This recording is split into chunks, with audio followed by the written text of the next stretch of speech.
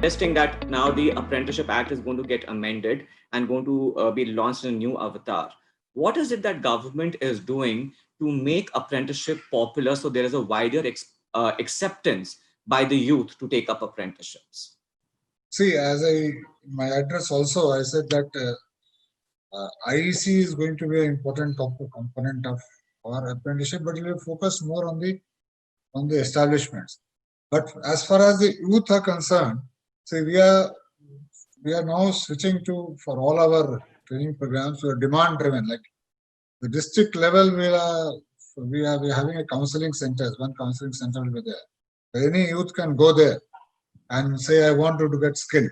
So all the opportunities available will be there in that counseling center. There will be short-term training which is around you, which is the long-term trainings and apprenticeship which you can do and what qualifications will be there. And this counseling center will also be available virtually through an app. I want to skill myself app, it is under development. So I want to skill myself basically under that app. You go in, you can even, if you want, you can get a psychometric test done, and then you can choose that what you want to do and register yourself. And if you want to do apprenticeship, you will get to know, you get registered on the apprenticeship portal. If you want to do short-term training, you get registered in the district demand register for short-term training or long-term training.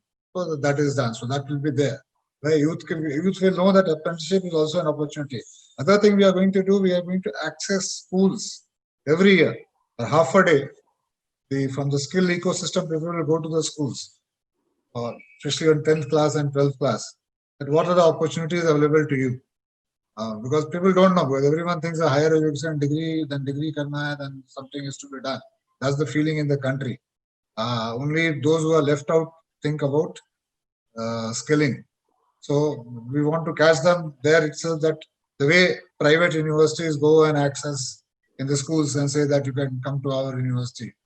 Our skilling system will also go and then and lay the whole buffet before them. That this is, you can do this, you can do this, you can do this. Apprenticeship is also one of them which you will be doing.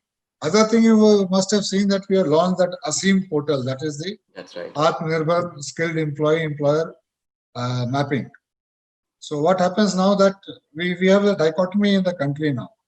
One side we say that the establishments don't want skilled people at all. There's no demand for skilled people, and a lot of skilled persons are there who are not employed. And other way, if you survey the establishment, they say that we don't get skilled people at all.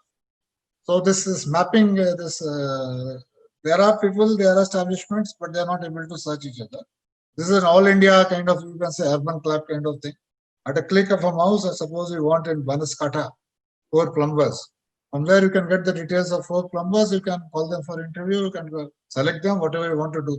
Even placement agencies can access that. Suppose PMDs wants to access 100 people and curate them and send it to a place. They can do that. It's not restricted to anyone. Even individuals, placement agencies, establishments directly. Most establishments depend on placement agencies nowadays. They don't go directly. So it's available to everyone. So we are populating it. So everyone who has gone through the skill ecosystem, whether apprentices, short-term training, ITIs, will be there. Around a 2 crore database will be there. We are populating it from the historical database, and once this batches pass out after this COVID, all will be there. So both this and with the establishments, we are going to do a IEC campaign. We've already done 2 rounds with the central PSU discussions with the states. We have done it. That central PSU's numbers have gone up after our interaction with them.